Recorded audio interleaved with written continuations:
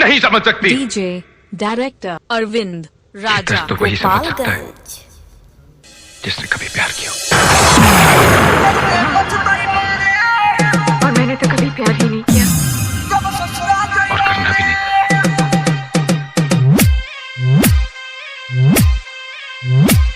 Mix बार Pallavi recording studio मठिया मोड़। रंजित सही कहत बड़न विक्रम, हम इनकरा से शादी करे जात बानी। अरे जब भी यार ये करा शादी करे है संग लेके आओ हम बदल के पीछे और करे के पीछे करे नाम का। अरे तो के बाद ऐसे हम काहे कइले हमरे साथे।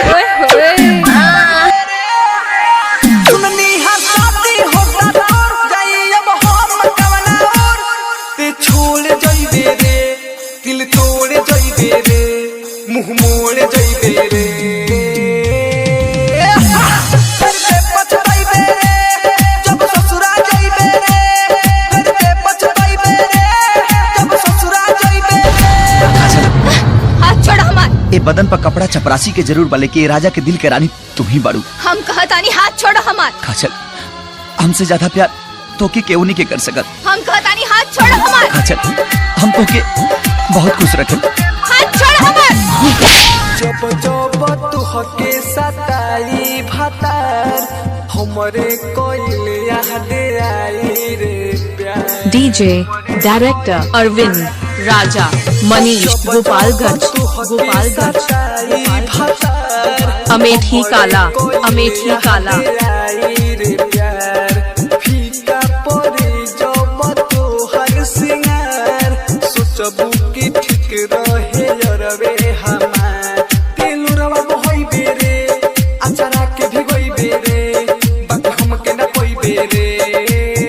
ये गुड्डू बाबू गुड्डू बाबू जब ससुरा जाइबे रे करते पछताइबे रे जब ससुरा जाइबे रे। क्या दर्द है तेरी आवाज में छोरे।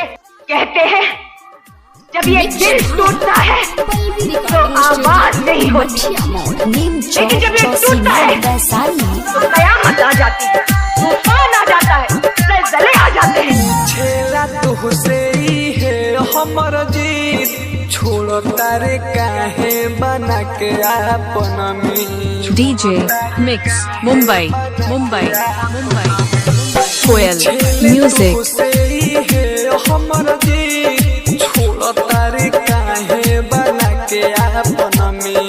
पवन कहेले लगोले काहे प्रीत समझे ना पोइनी हम तोहार रीत पर मुझे के पोई बेरे हमें भूल न पोई बेरे कितनो छपटई बेरे। गुड्डू बाबू गोपालगंज गोपालगंज गोपालगंज अमेठी काला मुंबई मुंबई मुंबई मुंबई।